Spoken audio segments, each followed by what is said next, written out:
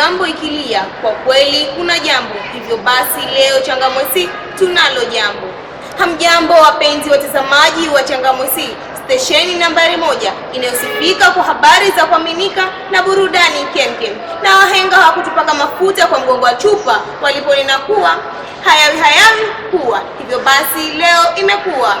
Kama nilivyoarifu juma lililopita kuwa leo studioni tutaweza kutembelewa na mgeni, na ni kama mnavyomwona tutaweza kumpatia fursa aweze kujitambulisha yeye mwenyewe, na vile vile kwako wewe mtazamaji unaweza kushiriki katika majadiliano yetu ya leo kwa kutuma jumbe fupi kwenye nambari 22233.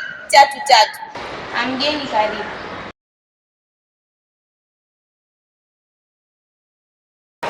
Fidel Castro, unaweza kutueleza ulipata alama ngapi katika mtihani wako wa KJSEA? Niliweza kupata alama 62 juu ya 72.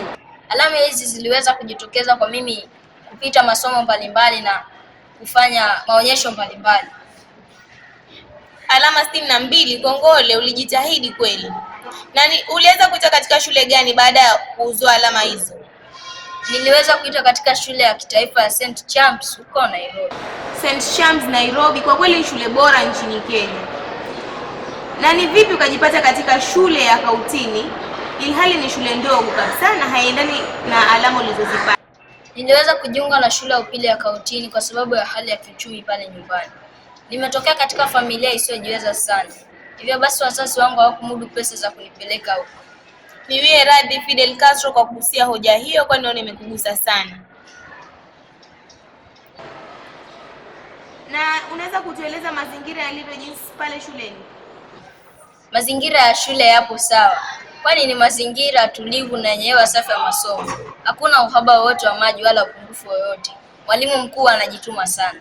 Pokea maua yako mwalimu mkuu kama unatazama pale. Na je, kuna mabadiliko yoyote ya walimu jinsi wanavyofunza baina ya hawa wa JSS na waliozoea kufunza 844? Walimu waliozoea kufunza mfumo wa 844 wanatupeleka kwa haraka sana. Si kama walimu wa JSS walikuwa wanatupa sisi muda wa kufanya maonyesho mbalimbali na hata kujadiliana.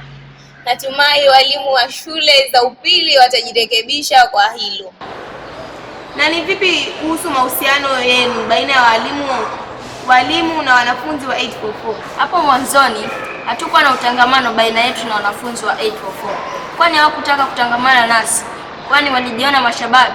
Lakini ninayo furaha sasa hivi kwa wanatujali na wanatupenda kweli. Ni furaha kwangu kusikia hilo. Na walimu je? Walimu wapo sawa na wana upendo mkubwa sana. Na ni changamoto gani ulizokumbana nazo pale shuleni? Changamoto zipo nyingi, lakini nitaanza na changamoto kubwa sana.